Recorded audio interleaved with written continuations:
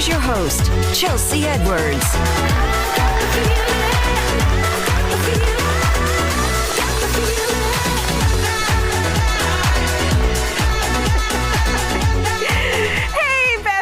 Welcome to another episode of Chattin with Chelsea. I'm your daytime bestie, Chelsea Edwards. A few days from now, I will have my very first biopsy after doctors found something on an ultrasound that they would like to take a closer look at in my breast. Now, they are thankfully not overly concerned, but anytime someone says biopsy, a lot of questions start floating around in your head. So that is why I'm especially grateful for today's guest, Queenie Freeman. She is 1 year removed from a breast cancer diagnosis that was caught at nearly stage 3. She is here to share her journey through treatment, along with the support that helped her get through it. Her husband, Houston icon and legendary rapper Bun B, is here to chat with us, along with one of her doctors who helped guide her through a fast-track treatment plan. So we've got lots to get to, but I gotta show you this video. This is Queenie ringing the bell just a few months ago after doctors detected no cancer. Celebrate your journey. Yeah. Welcome to Chattin' with Chelsea, Queenie Freeman. So glad to have you here. Thank you. Now, this has, taken headlines about you overcoming breast cancer. I know there is still a journey that is continuing, but I want to go back to when you first found out that you were diagnosed, and you did not want to take that phone call. Didn't. You didn't. What was there something inside of you that knew that there was something going on? It was shocking to see my phone say Solis. They usually just mail me my results. So I just continue to look at my phone ring, too scared to answer. Then one of my sister best friends called me. She was like, "Hey, did Solis call you?" I was like, "Yeah." She said, "You need to pick up the phone when they call you back." I said, "For what?" She said, "I don't know." She said, "But I know you didn't answer the phone." My heart started beating. I said, okay. Yeah. Because I'm used to the mail results. So you knew there was a difference in And I would hear response. people say that's how you would know, because they will call you. Okay. All right. And you would typically get mammograms every year. So Yeah. you were used to this whole routine. You started getting mammograms when you turned 40? No, I started getting mammograms in 2003 when I wanted my first boob job. Oh, okay. So the doctor wouldn't do them without a mammogram. So I did that. Yeah. And by having a foreign object, I just did it every year after. Okay. And all those test results were coming back normal. But this time they asked you to come back for an ultrasound. They said, come back, do a biopsy. And then you got those results that weren't what you were hoping for. How quickly did everything happen after that, from getting diagnosed to starting treatment? Being that I had my sister friend worked for Solis, I got to move within 2 days, every 2 days. Wow. She was like, "You need to come in for MRI, you need to come in for this, you need to come in for that." So I told her after the biopsy, I said, "Just send my results, don't call me, send them to my PCP." You didn't want them to call you directly? You're trying to avoid all the discomfort. Yes, Okay. I didn't want nothing. I didn't want no conversation. Well, you got through it. You figured out a way. Tell me what that process was like once you did start treatments. Once she called at 5:30 that evening, I could tell she was calling after hours, right? So she said, "I want you and your husband to be here in the morning at 8:30. I was like, First okay, thing. she finna tell me something. So I just got my little outfit out for the next morning. We drove to Sugar Land. She said, "I'm sorry, but it's breast cancer." I was like, "Huh? Breast cancer?" She was like, "Yes." I said, "You sure?" Yeah. She said, "Yeah." You I had said, done "But it's not in my family." Yeah, the genetic testing. You had done Right. that already. Yeah. And so. Well, I hadn't did the genetic testing At that yet. time? Okay. I didn't do the genetic testing until I seen my surgeon, Dr. Templeton. And she gave me the genetic testing. But did not run in your family. So here it is popping up on you. You have to be the first in your family to deal with this. But I was the only one in my family taking HRT. And what is HRT? Hormone replacement therapy. What was the first thing the doctors told you you needed to change after you were diagnosed with breast cancer? Stop taking the HRT. Okay, so you went into treatment, chemotherapy, and how long was that process for you? First I seen my surgeon. She told me the stage that it was, and I was gonna have to do this, and she wanted these tests. And then I went and seen my oncologist, and she told me the same thing. I had to have like 4 tests in one day. So after about 7 or 14 days, I started my first chemo. What was it like that first time?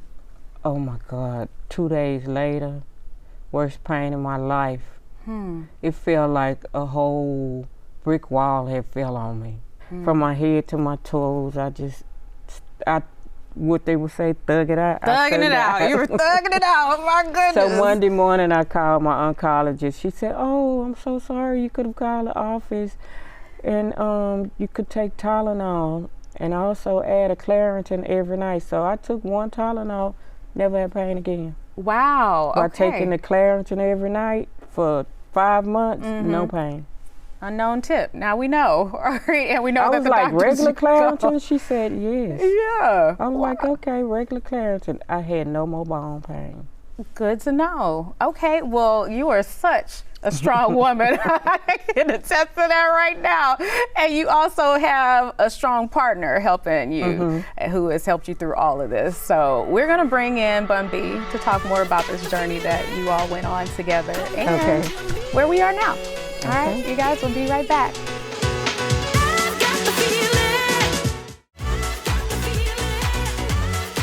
Welcome back. Before the break, we heard the start of Queenie's powerful cancer journey story. But now we are joined by the man who walked that journey right alongside her. Icon, legend, Bun B. Thank you for coming on Chat with Chelsea. I'm happy to be here with you, Chelsea. It's not about me. We're trying to, focus on Queenie, but as usual, I'm shotgun with her anyway. So. Yeah, that'll work. That'll work. We appreciate it because we wanted to hear this perspective as well. A spouse who is helping to support their spouse through a cancer journey. So what was your reaction when you found out that she was diagnosed with breast cancer? Well, again, like she said, when they told us to come in, I didn't really say anything. She didn't really say anything, but I felt like we were thinking the same thing. Like they wouldn't have to call us in just to tell us everything was okay. So I had to make sure that however she chose to react to whatever was going to happen in that room, that I was there in her corner as a support system. And my thing was, as long as they don't say it's terminal, we can fight this. If it's stage 1, 2, 3, even 4, that's the path to fighting it, you know what I'm saying? And you're either going to push all the way through and end up with a clean diagnosis, or you'll be in a position to where you may have to take different medicine for the rest of your life. But if they don't say it's terminal, we're going to fight this. Now, Queenie had that hesitation to even pick up the phone, right? Answer that call. And I think a lot of women do have that because they think about, if I am diagnosed with something and have to go through treatment, or worse, who is going to take care of the kids? Who is going to do all the things that I do? So how did y'all sort that out together? Well, we didn't even think that far, right? I was confident that this woman was going to make it. From the day they said that she was diagnosed with her cancer, that, okay, well, that's just a fight that we're going to have to take, you know what I'm saying? But I wanted to make sure that, no matter what happened during the course of this fight, that she had a support system to lean on, So I told her, don't worry about this, we got this, you know what I'm saying? We stayed, strong in our faith. And, for me, my thing was, I'd seen my wife go through many things in her life, and, the way she cared for herself, this family, and then as well as her friends, I was like, if somebody this much and this strong of a prayer warrior is willing to fight, then God has to be by her side, And so we just did what we had to do, and it wasn't easy in the beginning. There was a lot of things that we weren't aware of, things we had to learn how to deal with them, how to push through some of them. And I'd go to every meeting with her, with the doctors. I try to record some things and take notes and make sure, just in case something that was more overwhelming for her, where she kind of might have been lost in the moment. I wanted to make sure we knew what the schedules were, what the medicines were, what the timeline for taking it, and just making sure I was in her corner, what I'm saying, that she didn't feel alone. And alongside me, our children were around constantly, grandchildren were around, nieces, nephews, in-laws, her sisters, her brother-in-laws. She had a very large village there to support her and sew into her. Her mom would come around and clean up. I mean, you name it, everybody had already designated what it was they were going to do to help her fight. So we all had our own little jobs and understood what we had to do, and we stood up on all 10 and made sure we was in our corner. Yeah, I love that. I love that. Queenie, how did it feel for you to lean on the village, that same village that you've probably been building up for your whole life? It was okay, but it was things that I wanted to do for myself. And then by the third round, I couldn't do for myself. And I felt so defeated. But I stayed in my faith. Yeah. You had to relinquish some, right? Yeah, she had to let go, you know what I'm saying? I had to let go. Yeah, she had better things she needed to concentrate on. It's very hard when somebody that keeps a clean house has to watch somebody else clean their house. They feel very helpless in it. They will be like, hey, now don't forget to wipe behind that. Yeah. But we just wanted to show her how much we loved her and how much we wanted to support her. Have her to just sit back, have her treatments, get her sleep, get her rest, eat some good clean food, and just, just sit back and fight the fight in the way you can fight, and we'll do all the rest. Yeah, Queenie, were you giving a lot of notes, a lot of feedback on how things needed to go? No, it was flowing right. Okay. The main thing was trying to find the perfect taste of food. Yes, that's a change. This is a whole lifestyle change, right? Yeah, well, there's a thing called metal mouth where it severely affects your taste buds and your flavor processing. So you might eat something that is sweet, but it'll be salty. Oh, wow. You know what I'm saying? Or eat something salty and it'll taste spicy. So your whole taste buds are thrown every which way but loose. And so we would have to try a lot of different things almost every other day, just to see if it tastes like what we bought that day. But she would normally eat watermelon and vegetables, because that would be the things that will cut through that I can taste this watermelon. So, and the watermelon and vegetables are healthy for you anyway, but it would be interesting to watch her eat food and be like, ooh, this is way too spicy. And I'm like, that's just soup. That's just not even pepper in it. Yeah, that is exactly. so interesting. I did not know that about the taste bud change. Can't eat with a metal fork or a spoon. Wow. It just tastes like battery acid. I don't know how battery acid tastes, but it seems like it. These things will throw you in so many different directions. Like, different people get different side effects. Some of them are mild to moderate. Some of them can be very severe. So we were very lucky that none of her things outside of the first initial bone pain, once we were able to figure out a treatment for that, then everything after that was just about being very tired, you know what I'm saying? It takes a lot out of you. I don't know if people realize that chemotherapy is basically poison putting in your body, and your body has to fight very hard to allow it to do what it needs to do and then expel itself. So, but she didn't really complain. She got her naps in, and we just tried to do the rest so she didn't have to worry about doing things. Wow. Now, the stats are pretty depressing when it comes to couples who survive a cancer diagnosis. I couldn't believe it. She would come and tell me this stuff. I couldn't believe it. Yeah. I was like, why would you leave somebody in that moment? That made no sense to me. Somebody that you said you love, walked down the aisle, stood before God and all of that, and as soon as things get a little rough, you just bounce. Who would want somebody like that? Yeah, exactly. I was astonished as well hearing about this. Queenie, was there anything that you told Bun after you were able to ring that bell as far as him being there through this journey with you? We just went back to laughing. It wasn't even a question for us, you know what I'm saying? I knew what the game was. I knew what I had to be for. I just needed her to meet me there, doing all the fighting that she had to do. We did all the things that we needed to do. And then once we got that clean diagnosis, we right back at the Galleria Ball. Hey. After I rung the bell and everybody left and we were walking down in the car, they had pulled the car around, I was like, I did that. Hey. I did that. He told me, yeah. I love I told you you could do it. I told you you could do it. I love it. Now, did you dance? I did. Okay. I scooted out. Okay. All right. Okay. Well, I it's came time. out the infuse. It say infusion up there. I was walking out the door. Hey. Okay. Well, it's time to dance again. We're gonna take a commercial break. We'll be back with your doctor, who also helped you through all of this. Okay. We'll be right back, y'all. Keep it right here.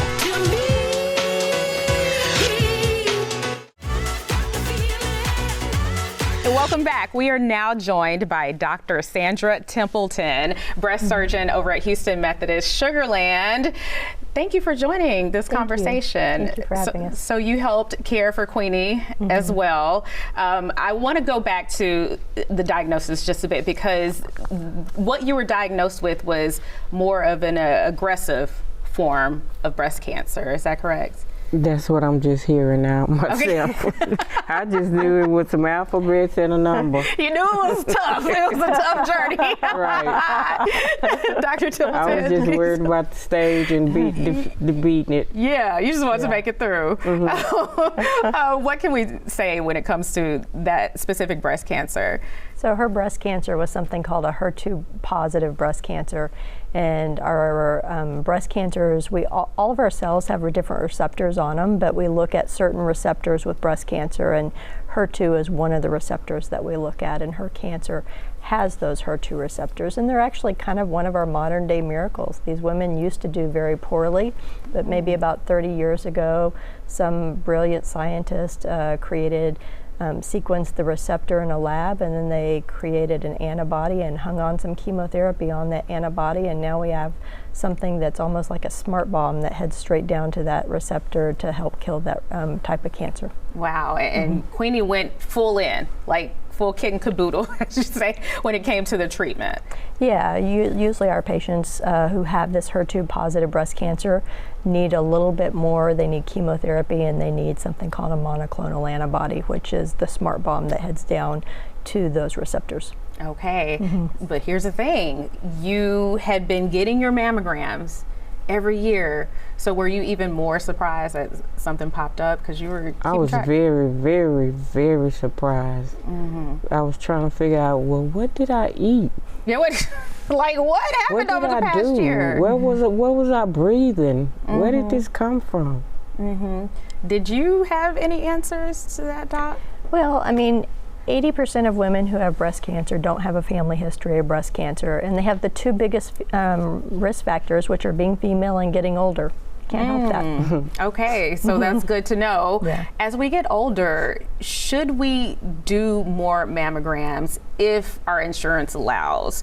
Because Queenie was mentioning that she would have liked to catch it even earlier to prevent some of the spread. I don't know that her doing a mammogram even earlier. So if you look at your breast cancers, about 15% of breast cancers are missed on mammogram. And so sometimes it's a special type of breast cancer called a lobular breast cancer that's just harder to see on mammogram. I don't think that was you. But also we have these more aggressive breast cancers. Sometimes we have what's called an interval breast cancer, and they happen between the times that we get mammograms just because they are faster growing. And sometimes the dense breast tissue that we have, we don't usually cause that dense breast tissue, but probably about 25% of women have just extremely dense breast tissue that they didn't really cause. It's just kind of how God made them. And that can camouflage and make it harder to see small breast cancers. So it just makes your mammograms less sensitive. Any information that women with that dense breast tissue like ourselves, we should know going in? So it just means that, first of all, if you feel something, say something. So if you feel a lump, then basically alert the radiologist so that they can do some special imaging to look in that area and more extensively and do some more extensive imaging there. But also adding an ultrasound to dense breast tissue kind of helps to see through that dense breast tissue, and kind of that married with the mammogram can be a little bit more sensitive. Okay, and those were probably the easier parts of your journey, doing the ultrasound as well. Just okay. Yeah. Because if I think back, honestly, I thought I was just getting fat. And you know how the extra piece of skin hang over right there? So I didn't feel no pain, no lump, no nothing. Yeah. Then I go take a mammogram and they tell me I got 2 lumps in one breast. Huh? Yeah. Okay, so then the ultrasound, then the biopsy. Could y'all walk us through what that is like, especially because I have one coming up? Well, Queenie, I'll start with you. How would you describe the biopsy process? Painful. Okay, good to know. But worth it. Yeah. Because they do give you lidocaine first through a numb needle. it. They numb it. Okay. And I went through Solis, so the doctor that was doing it, she was rubbing my shoulder at the same time. Nice. And then the person that worked with her, they had something on my forehead to take because I told her I'm scared of needles. Okay, that's why you were like, it's the worst. Okay. So by the time I realized that they was distracting me, she was done. That was it. It was quick. Doc, She went in and came back out. oh, that's it. Okay. Yeah. Doc, how important is it to go ahead and follow up on those next steps? I think it's really important. I mean, we find cancers hopefully at a very early treatable stage. Okay, and then the earlier you catch it, the less we have to do for you generally. Good to know. Queenie, is there anything you want other women to know about your journey if they do get that diagnosis or that call? Take it serious and go ahead and answer the phone. If you don't get the letter and they call you, go ahead and answer the phone. Regardless, you're going to find out. Yeah, better to know, right? Yeah. Right, Doc? Yeah. Yeah. Anything else you want the viewers to know when it comes to breast cancer prevention and awareness? So certainly mammograms are an important part. One of the things that's really important that we're moving toward is individualized care. So not everybody is exactly the same. Some people have a higher risk of having breast cancer, and maybe those people need a little bit more imaging. Some people may have a lot of breast cancer in their family at a young age. Maybe those people need to start their imaging a little bit earlier. Some people may, with that higher risk, may need mammograms and MRIs in a yearly basis. If your risk of having breast cancer over your lifetime is over about 20%, if you have dense breast tissue, you might need ultrasounds. If you have a very low risk and you're 65 and your breasts are more fatty replaced, you might not need mammograms on a yearly basis. So everybody's risk really should be individualized to help them come up with a screening pattern that's best for them. Yes, and then Queenie also mentioned going through hormone therapy, possibly affecting her diagnosis. Are there any warnings for women undergoing that as well? So hormone replacement therapy may not have caused breast cancer, but it certainly probably didn't help it. And it is a risk factor that increases her risk of getting breast cancer or anybody else's risk of getting breast cancer. So if somebody has a super high risk of getting breast cancer, maybe they have a strong family history of breast cancer, maybe they've previously had biopsies with abnormal cells, maybe those people aren't the best choice to take hormone replacement therapy. So there again, that should be individualized with your doctor.